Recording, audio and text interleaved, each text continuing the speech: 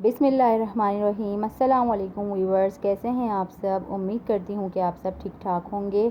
आज की हमारी रेसिपी है काठियावाड़ी छोलों की कमर्शियल रेसिपी।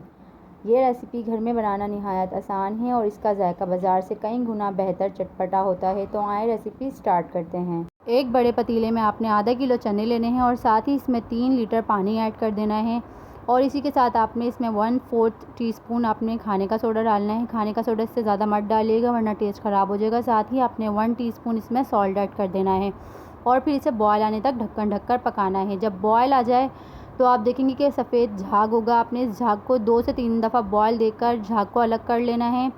जब तमाम झाग इस पे से उतर जाए तो आपने इसको ढक्कन ढककर आधा ढक्कन ढककर इसे 1 घंटे तक पकने के लिए छोड़ देना है हल्की आंच पर। अब मैंने एक प्याली में 3 खाने के चम्मच बेसन डालकर इसे पानी से अच्छी तरह डिज़ोल्व कर लिया और इसके तमाम लम्स ख़त्म कर दिए। साथ ही मैंने 1/4 टीस्पून इसमें जर्दे का रंग भी इसमें ऐड कर दिया है और मैंने इसे अच्छी तरह पानी में डिज़ोल्व कर लिया है।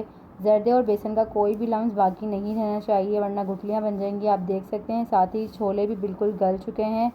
इसी के साथ मैंने इसमें 1 गिलास मज़ीद गर्म पानी शामिल किया और साथ ही मैंने इसमें बेसन और जर्दे का घोला हुआ मिक्सचर भी ऐड कर दिया और इसे अच्छी तरह से मिक्स करके बॉयल आने तक पकाया। जब बॉयल आ गया तो मैंने दोबारा इस पर ढक्कन ढककर इसे मज़ीद आधे घंटे के लिए इसे पकने के लिए छोड़ दिया और आधे घंटे के बाद छोले बिल्कुल तैयार हैं और मैंने इसे प्लेट में डिश आउट कर लिया।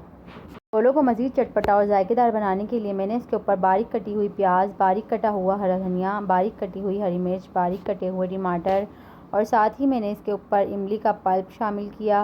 साथ ही मैंने इसके ऊपर चाट मसाला भी छिड़क दिया और स्पाइसी बनाने के लिए कुटी हुई मिर्च डाली और साथ ही पापड़ी भी तोड़कर डाल दी।